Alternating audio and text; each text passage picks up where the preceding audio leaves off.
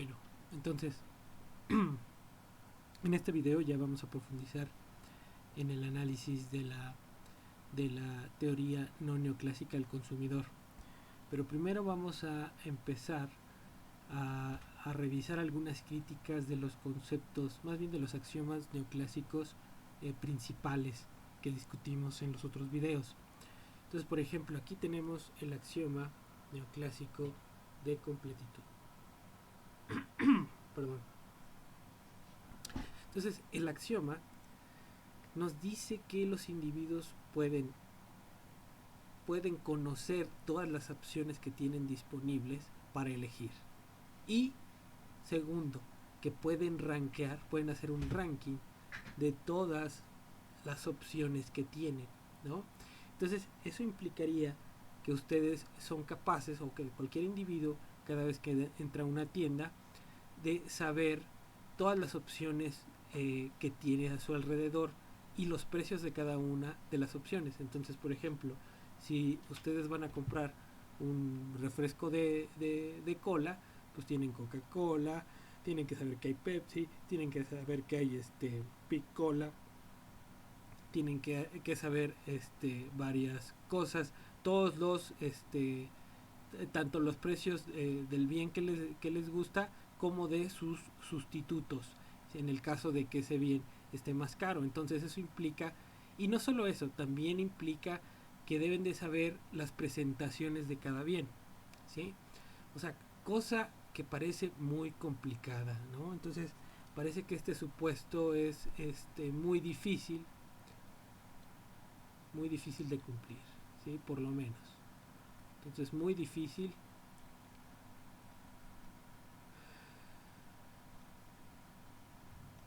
de cumplir.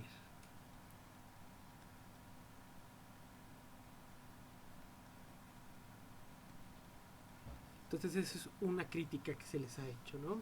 Segundo, la transitividad. La transitividad puede llevar, nos dice que en general es un supuesto que permite a los individuos no llevar a elecciones circulares. Y ahorita les voy a explicar a qué se debe una elección circular. Pero en general esto hace que los individuos tengan preferencias consistentes. Y recuerden que estos axiomas, yo les dije que el individuo que los neoclásicos están construyendo es ficticio, ¿no? Entonces, esto no necesariamente representa la realidad del consumo, pero bueno, ellos construyen una teoría con el objetivo de encontrar lo que ellos quieren encontrar, que es que una curva de demanda con pendiente negativa. Entonces, por ejemplo, la transitividad, imagínense que las muchachas o los muchachos están buscando novia o novio y tienen que elegir entre A, B, C y D, ¿no? Entonces, empiezan a hacer, digamos, dicen, pues a mí me gusta A sobre B, que sería A es mejor que B, ¿no? Y luego dicen, C me gusta más que D, ¿ok? Pero puede pasar en la realidad que después cuando les pregunten, oye, ¿y qué onda con A y D? Y puedan decir que estén indecisos, ¿no? Que estén indecisos, que les da igual, bueno, no indecisos, pero les da igual entre A y D. O que les pregunten qué onda con entre B y C, ¿no? Entonces, esto los llevaría, fundamentalmente, si nos vamos por esta, ¿yo qué podría decir? ¿No? Pues que si A es igual, es indiferente de D, entonces D es indiferente de A y A lo podría poner aquí y entonces esto me llevaría a que C es mayor que A. ¿Sí? Y por otro lado, digo esto, que soy indiferente entre B y C, pues esto me podría llevar a qué? A que C, a que A, ¿sí? Porque aquí B va a ser igual que C, ¿no? Que A sea mayor que C, ¿sí? Y entonces esto, obviamente, es una contradicción.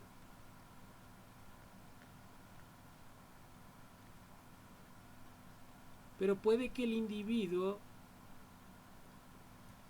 cuando le toque elegir, llegue a estos ciclos, ¿no? Que sean contradictorios. Y eso no quiere decir que el individuo sea irracional. Lo que pasa es que estos axiomas son los que son irracionales al suponer que los individuos pueden hacer esto, ¿sí? Y aún así, ellos dicen que bajo estos supuestos el consumidor es racional. Pero su consumidor, que quién sabe dónde vive, tal vez es marciano, ¿sí? O viva en otro universo y se comporte de esa manera, ¿sí?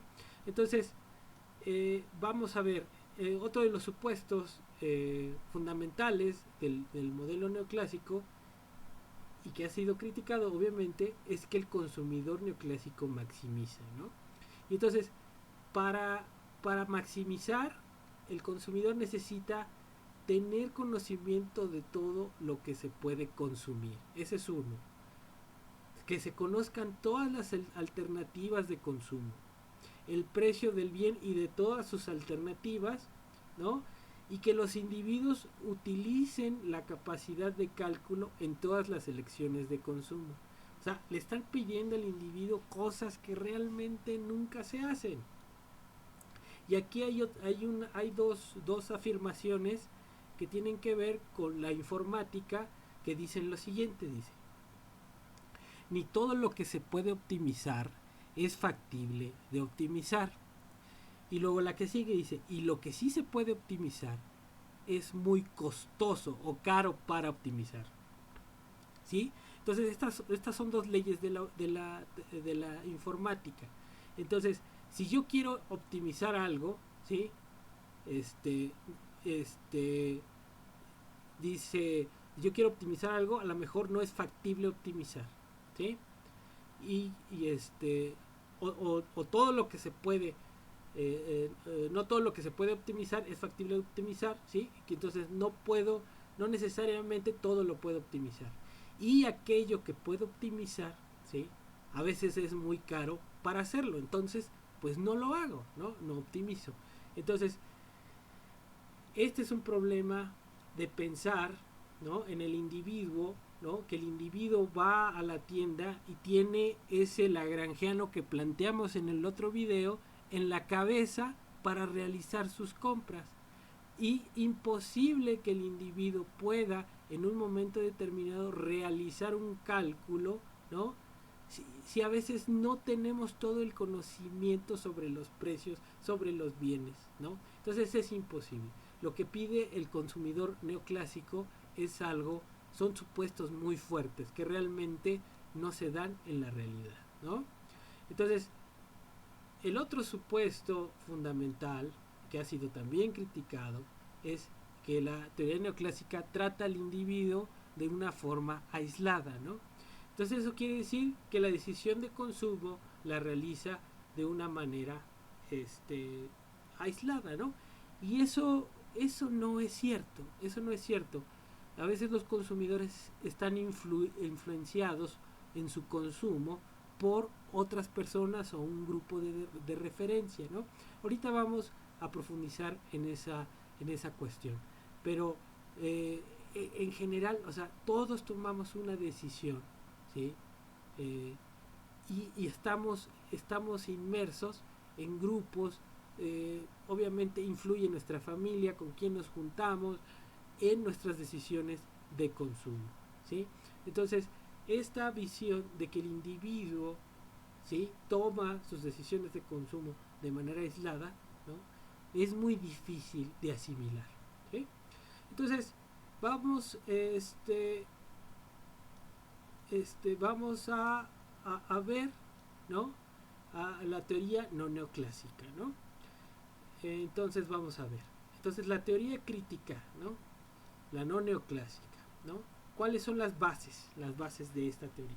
Entonces ellos dicen en general, y bueno, estoy citando, voy a citar a mucha gente, esta teoría tiene orígenes evolutivas, neoclásicas, post-keynesianas, kalekianas, evolucionistas, ¿no?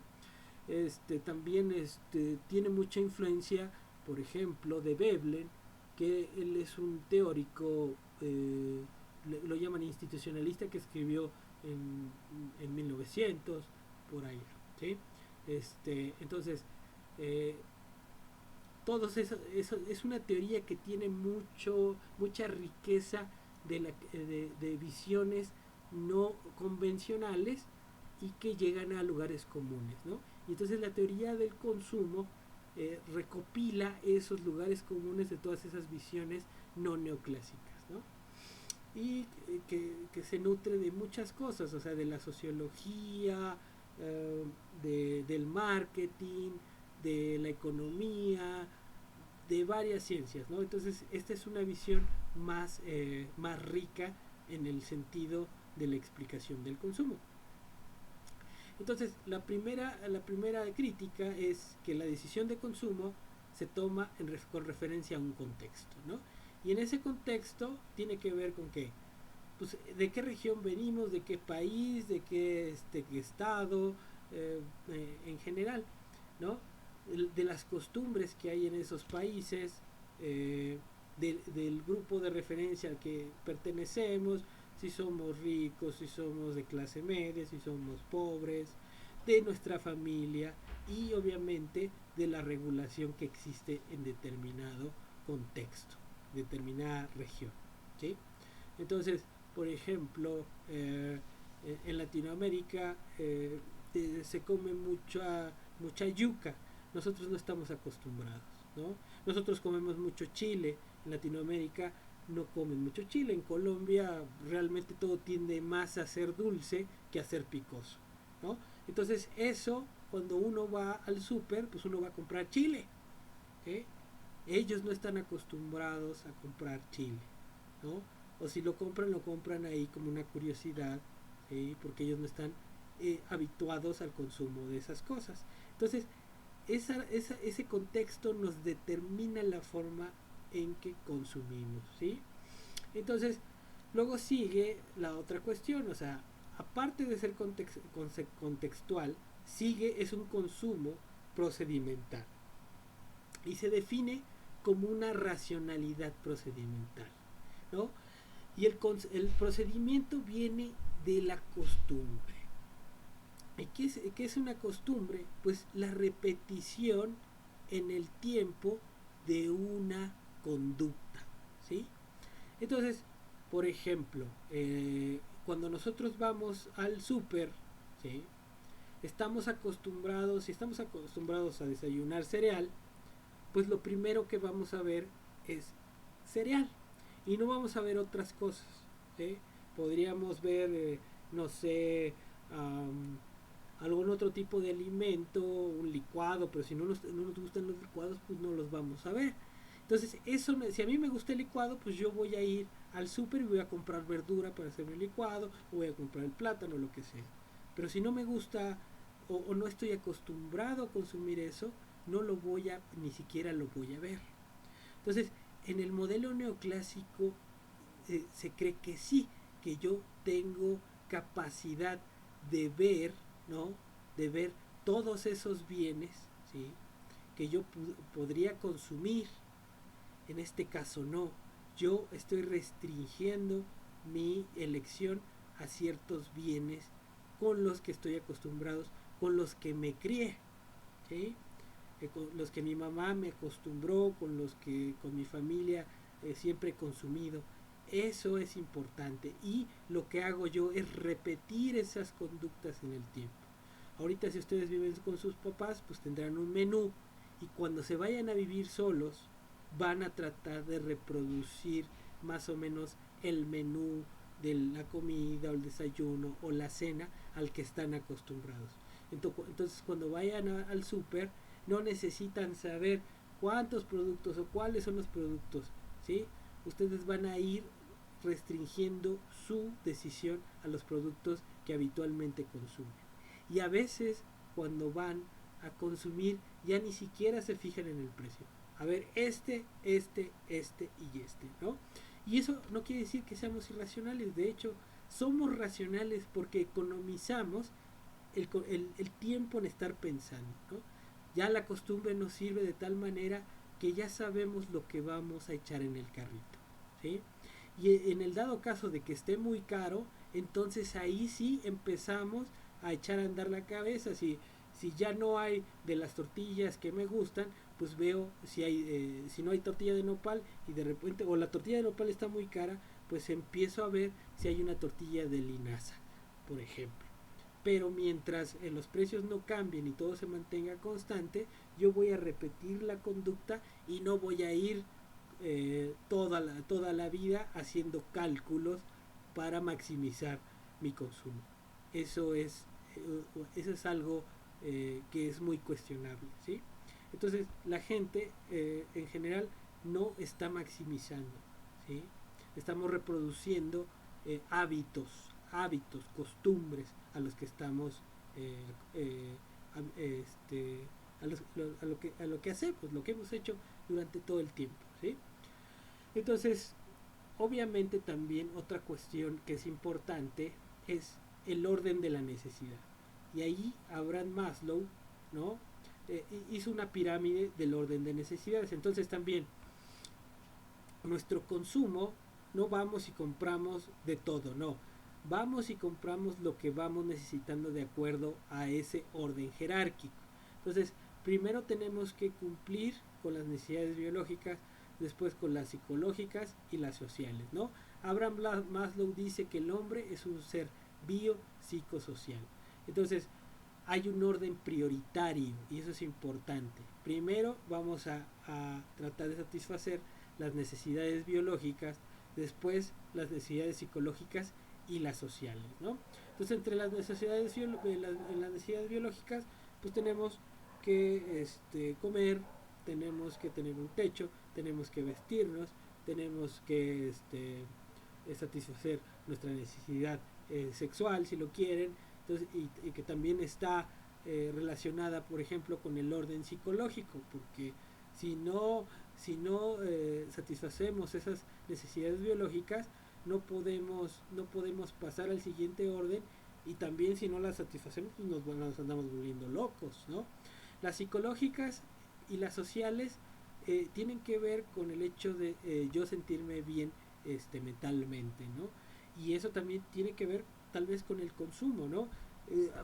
Por ejemplo, si a mí me gusta andar vestido de reggaetonero, pues entonces es porque el hecho de que yo me vista como reggaetonero hace que me acepten las personas y eso hace que yo me sienta bien. Entonces, eso está determinado realmente sí por una cuestión social y grupal, ¿sí? Yo también necesito, por ejemplo, reconocimiento para sentirme bien, ¿no? Y eso es una cuestión social. Entonces aquí estamos viendo que el consumo no está aislado, no se tiene que ver dentro de la sociedad y en un orden prioritario. Entonces, obviamente también el consumo, yo puedo satisfacer las necesidades en un orden creciente, ¿no? Y de mejor calidad cuando aumenta el ingreso. Y aquí, por ejemplo, yo les puse, voy a satisfacer la necesidad de transportarme, ¿no? Lo puedo hacer viniéndome en camión, por ejemplo, si vamos a la FES, ¿no? Pero no es lo mismo transportarme en camión que en coche propio, ¿no? O que tenga un bocho o un coche de lujo, ¿no? Entonces no es lo mismo venir en camión que venir en coche y venir en bocho o venir en un coche de lujo, ¿no? Y tampoco es lo mismo venir en helicóptero, ¿no? ¿Sí? No es lo mismo venir en helicóptero o en un Mercedes con chofer, ¿sí? Entonces estamos satisfaciendo la misma necesidad, ¿sí? Pero si crece el ingreso, con mejor calidad, ¿no? O no es lo mismo, por ejemplo, si estamos comiendo, nos gusta el pescado, no es lo mismo comprar un pescadito de 100 pesos que comprar un atún, el filete de atún o un filete de salmón. Entonces, la misma necesidad se puede satisfacer de distintas formas, ¿no? Y cabe señalar que, por ejemplo, en el caso neoclásico, parecería que cuando la función de utilidad estamos comprando frutsis y mantecadas, por el hecho de comprar ya estamos satisfaciendo la utilidad. No, en este caso no es tan fácil. Por ejemplo, para hacer una cena, ¿sí? Los distintos productos que compramos son insumos para hacer la cena. Entonces el hecho de comprar, eso no lleva a satisfacer la necesidad. No, necesitamos comprar y necesitamos hacer la cena. Entonces, no solamente es la compra del producto, sino también el tiempo que me voy a gastar en elaborar la cena, ¿sí? Entonces es más complejo que solamente decir, ay, quiero más de X1 y X2, ¿sí? Y hay elementos más involucrados.